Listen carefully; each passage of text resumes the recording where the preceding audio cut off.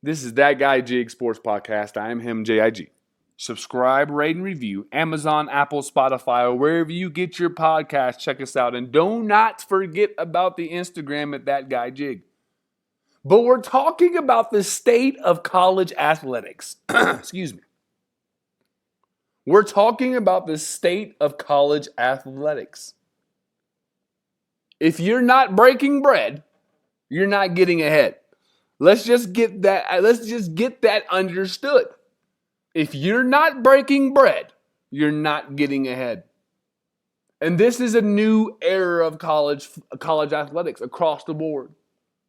Across the board, college athletics are changing. Teams are getting better based off of NIL. What can you do? We're seeing old coaches, Jay Wright in basketball. We saw Mike Success, Coach K, Roy Williams. We've seen Nick Saban. We've seen Harbaugh. We've seen great coaches leave the game, and it's all pointing back to NIL. And I don't think that's fair. Yeah, there are certain situations where NIL is probably going to be dangerous, but overall, how can we be upset with these players getting what was rightfully theirs? Now listen, maybe you can say to yourself, hey, I personally like when college sports was paying under the table. I don't like seeing the money. Well, the money's there. I mean, if we remove or implant a table, the money is still going to be there. And the money is the key to all success in college sports now. And if you don't believe me, just watch. College basketball is very exciting. Women's college basketball is very...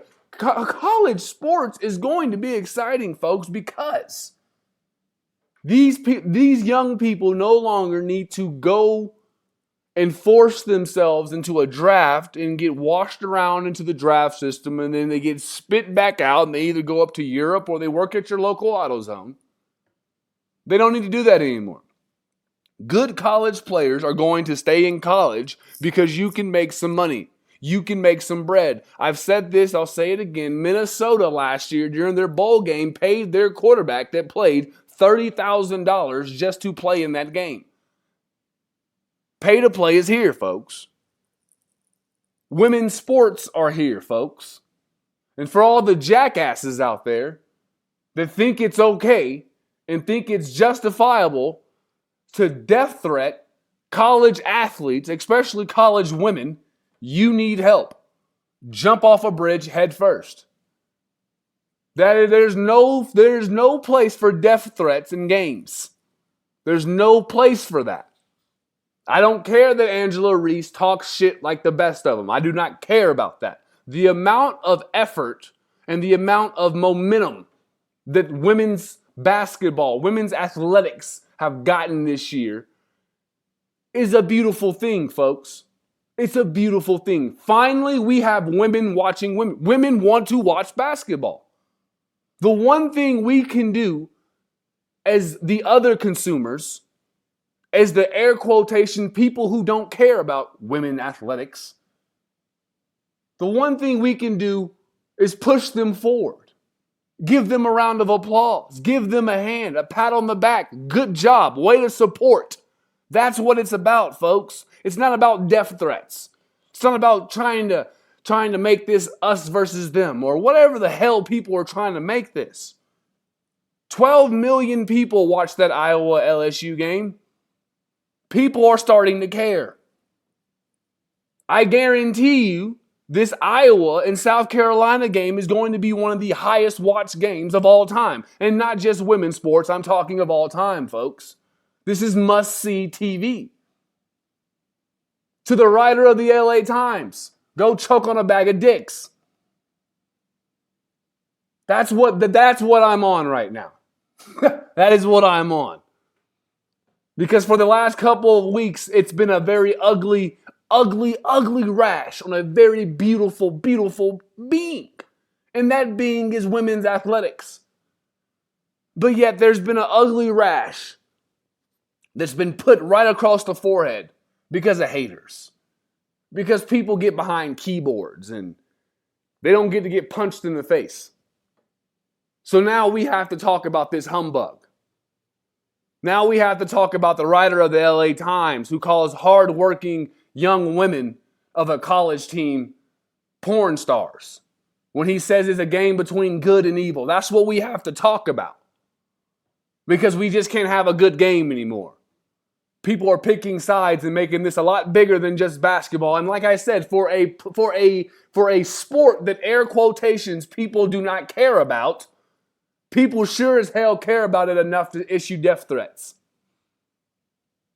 Maybe I'm wrong. I don't think so, though. There's no place for it. But college athletics is growing is my point. That's the overall gist of this. For all the haters out there, all the naysayers, there's nothing you can do about it. Just get on board and enjoy the damn show. Are you not entertained?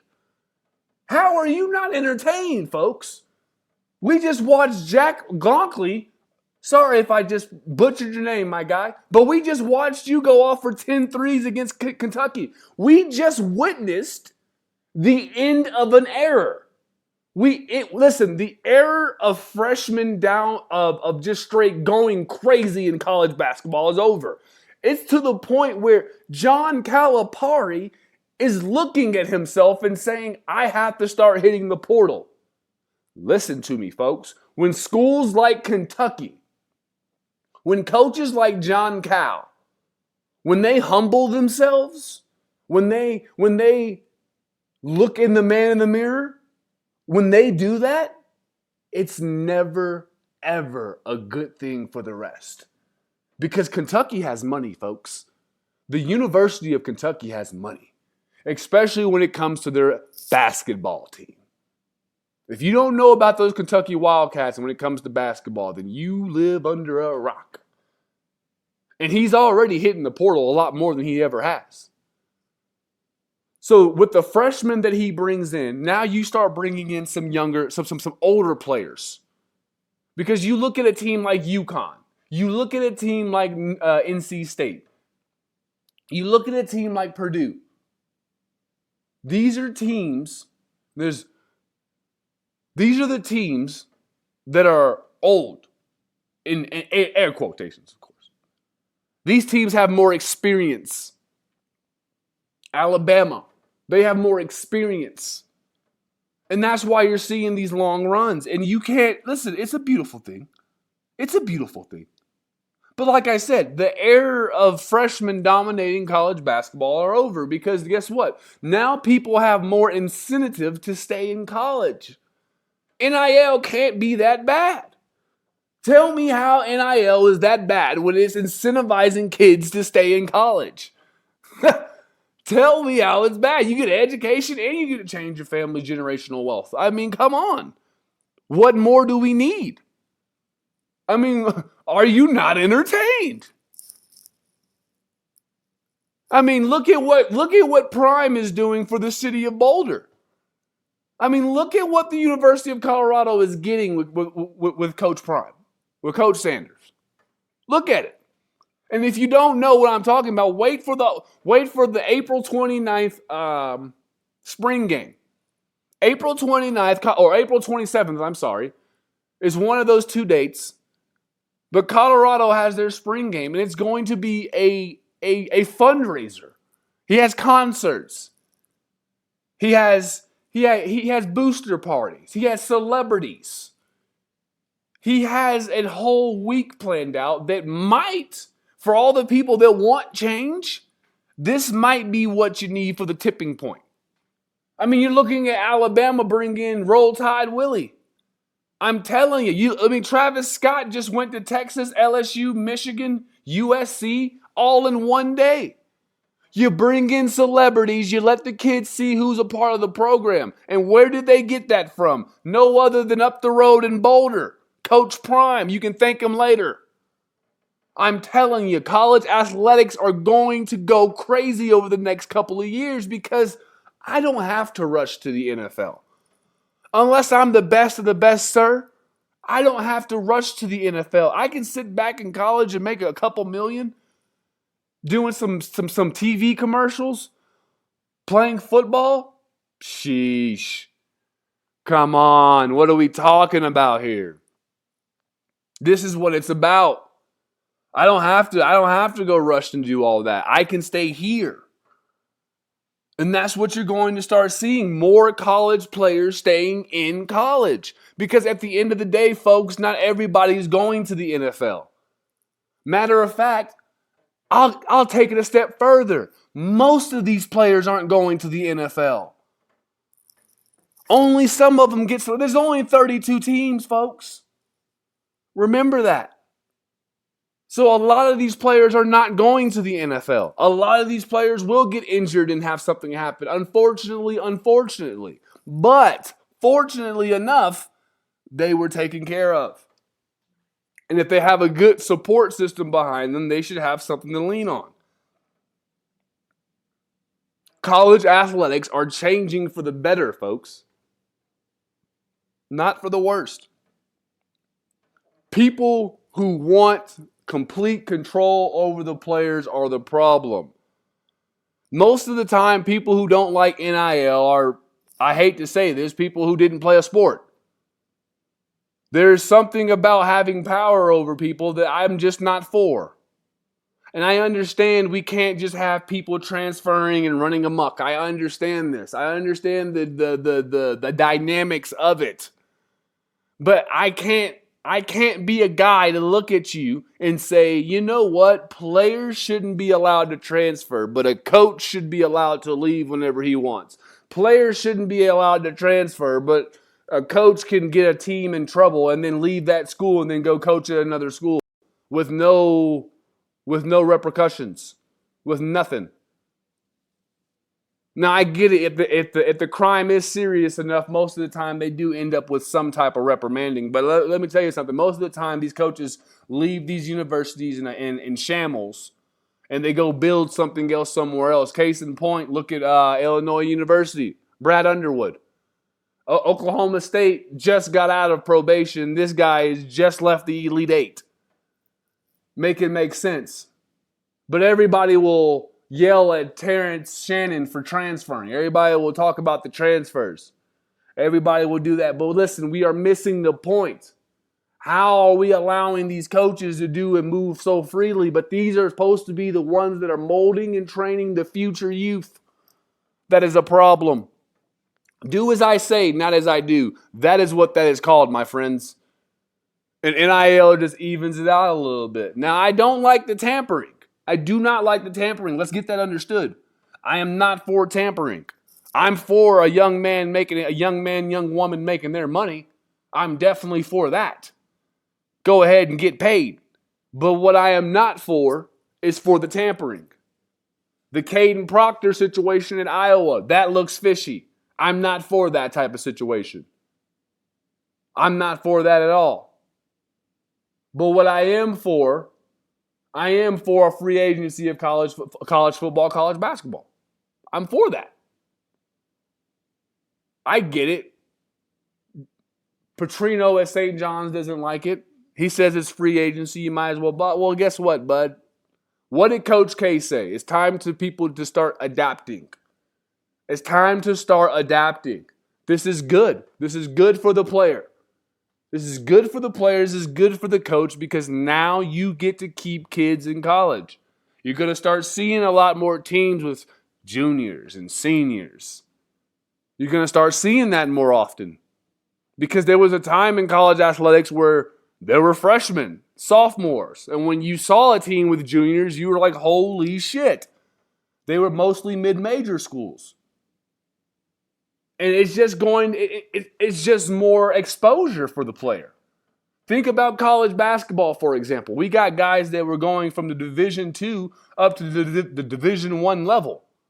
Because what happens is when players shine now with the portal, when you shine at a mid-major, guess what? That mid-major is going to be poached by all the Power Fives.